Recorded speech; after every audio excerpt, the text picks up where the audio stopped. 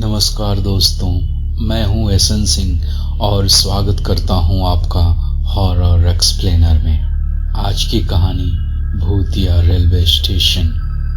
लेकिन कहानी शुरू करने से पहले आप सभी से एक रिक्वेस्ट है कि अगर आपको हमारी स्टोरी अच्छी लगती है तो प्लीज़ हमारे चैनल को सब्सक्राइब करें। थोड़ा सा सपोर्ट हमें भी करें, क्योंकि बिना आपके सपोर्ट के मैं आगे नहीं बढ़ सकता। So please subscribe my channel, likes and support. Thank you so much.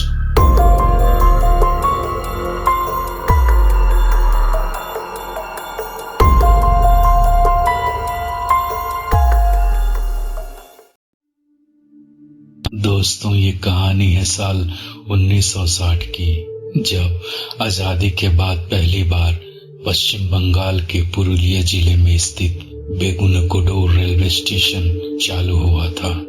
आपको जानकर हैरानी होगी कि पश्चिम बंगाल के इस रेलवे स्टेशन का नाम भारत के 10 भूतिया रेलवे स्टेशन की लिस्ट में शामिल है।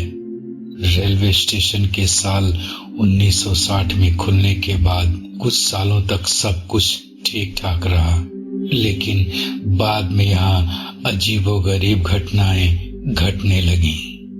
एक बार की बात है, रात के करीब 2:30 बज रहे थे। उसी समय एक एक्सप्रेस ट्रेन आकर प्लेटफॉर्म संख्या 2 पर रुकी। ठंड का मौसम था, कपकपाती हुई ठंड पड़ रही थी। कोहरा भी चारों तरफ छाया हुआ था। स्टेशन बिल्कुल सुनसान था। उसी वक्त उस ट्रेन से एक ही फैमिली के 3 लोग उतरे।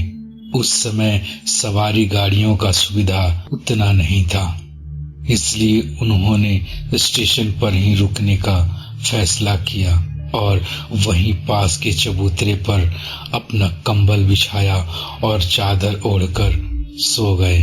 सोए हुए लोगों में पति पत्नी और उनका एक 5 साल का बेटा था।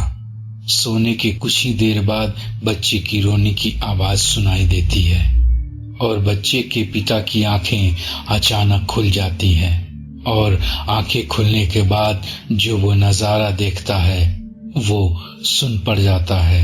उसके हाथ पांव ठंडे पड़ जाते हैं। वो देखता है कि उससे थोड़ी ही दूर पर एक औरत उसके बच्चे को हवा में उछाल उछाल कर खिला रही है और जब बच्चा रोता है तो उसे जोर जोर से चाटे मार रही है, जिससे बच्चा रो रहा था। व्यक्ति अपने आप को संभालते हुए अपने पत्नी को जगाता है और उस औरत के तरफ दौड़ता है। पहले तो उसे लगता है कि शायद कोई बच्चा चुराने वाली होगी, लेकिन जैसे ही वो उसके पास पहुंचता है और जब उसकी नजर उस औरत के चेहरे पर पड़ती है तो उसके होश उड़ जाते हैं। वो समझ जाता है ये चोरनी नहीं चुड़ैल है, क्योंकि उसकी आंखें लाल लाल, बाल बिखरे हुए और चेहरे पूरी तरीके से जरे हुए और भद्दे दिख रहे थे। इतने में उसकी पत्नी भी जग जाती है और वो जब ये नजारा देखती है तो उसके हाथ पांव ठंडे पड़ जाते हैं और वो बिल्कुल घबरा जाती है। उसका शरीर कांपने लगता है।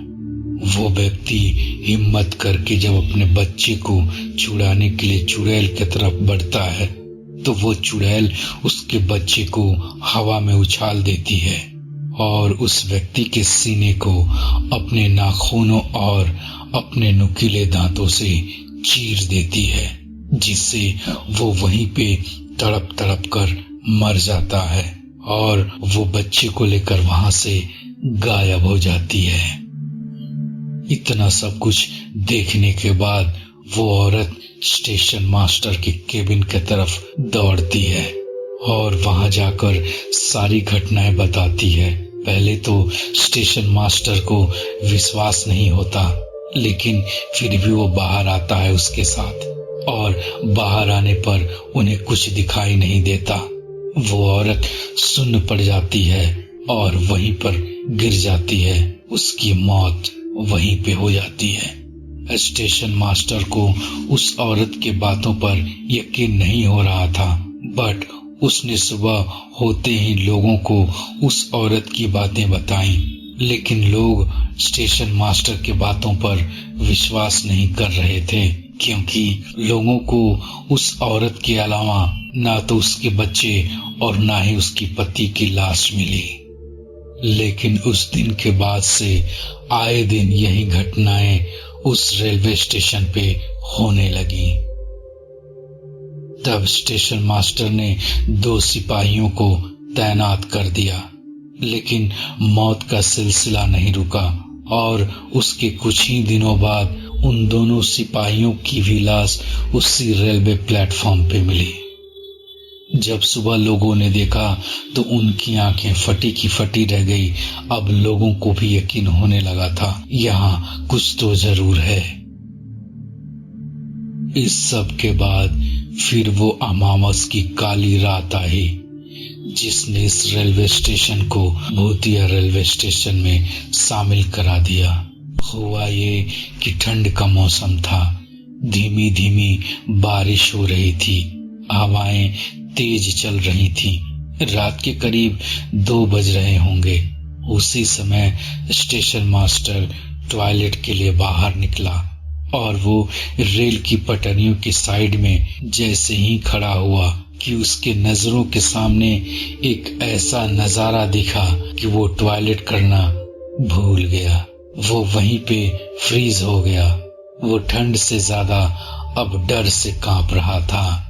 उसने देखा कि रेलवे लाइन की पटरियों के बीच एक औरत एक जिंदा इंसान को कच्चा ही नोच नोच कर खा रही थी और वो तड़प तड़प कर धीरे धीरे मर रहा था। स्टेशन मास्टर की चीख निकल गई और स्टेशन मास्टर की चीख सुनते ही वो लाश को खाने में मग्न चुड़ैल उसके पीछे दौड़ने लगी। स्टेशन मास्टर भी बिना पीछे मुड़े अपने क्वार्टर के तरफ दौड़ लगा दिया, जो वहां से कुछ ही दूरी पर था, और गिरते पड़ते कैसे भी अपने क्वार्टर पे पहुंचा। लेकिन जब सुबह हुई, रेलवे स्टेशन मास्टर और उसका परिवार रेलवे क्वार्टर में मृत अवस्था में पाया गया। वहां पर रहने वाले लोग दावा करने लगे, इन मौतों के पीछे भी उसी भूतनी का हाथ है।